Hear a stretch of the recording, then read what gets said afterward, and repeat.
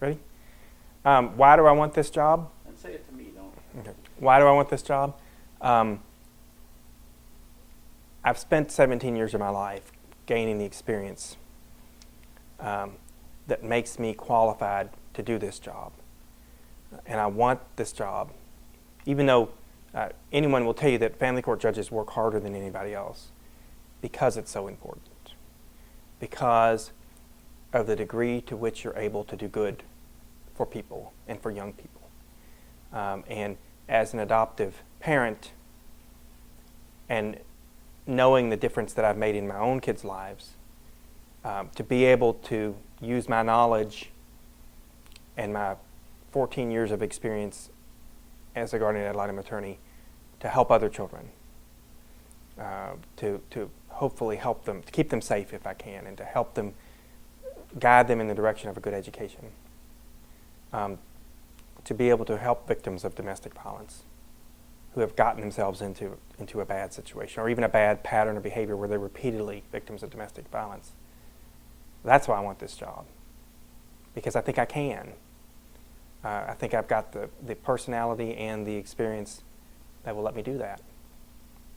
And, you know, if we want our state and our country to be a better place, we have to have people who are willing to do this job so that things are better for the next generation.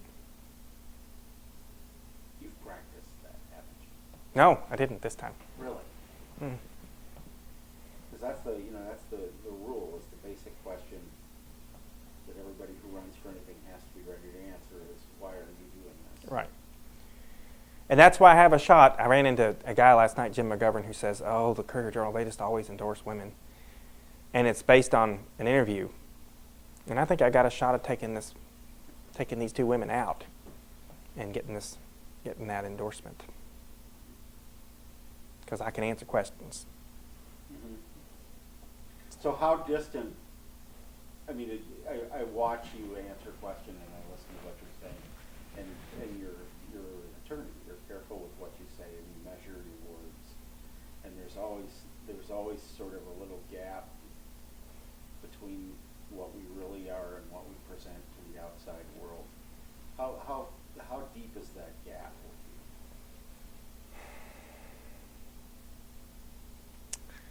you? None of us are as... let me answer it in terms of this. You know, growing up, there are certain kinds of families. And there are those families that are about appearances. And everything, doesn't matter what's going on the inside, everything, as long as everything looks good on the outside, that's what matters. My family wasn't one of those families. We didn't belong to the country. You know, my parents made more money than most of my friends' parents. We weren't members of the country club because that appearance didn't matter. And so I wasn't someone who was, and it makes some of my friends crazy, wasn't someone who was raised with what's important is how things look. You know, what I care about when my daughter goes out of the house with me is that she's warm. I don't care that her outfit matches. I want her to be warm. That's what matters. And I have also been someone who's been accused of being a little too plain spoken. So how big of a gap is there between what I present and who I am?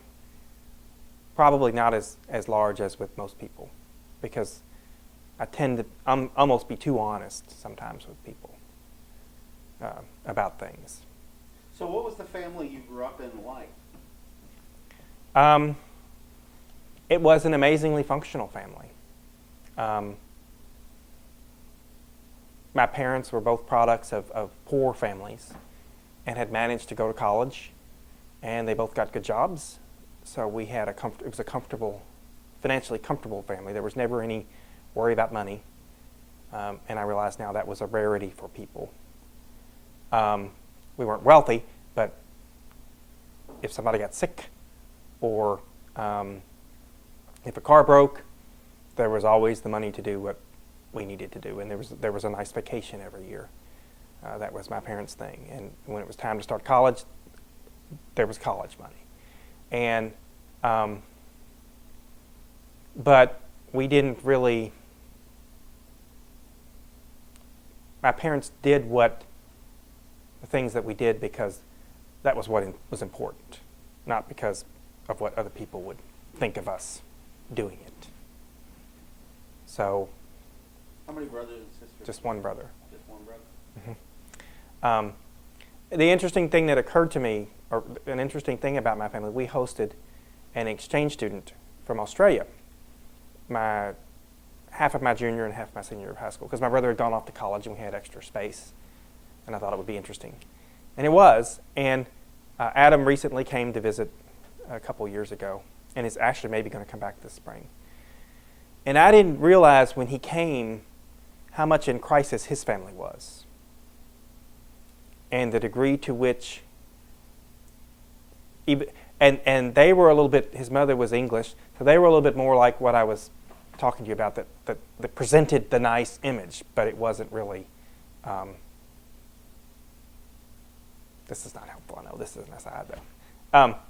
Anyway, he said to me when he came to visit, and we took a little road trip, he said, Brian, you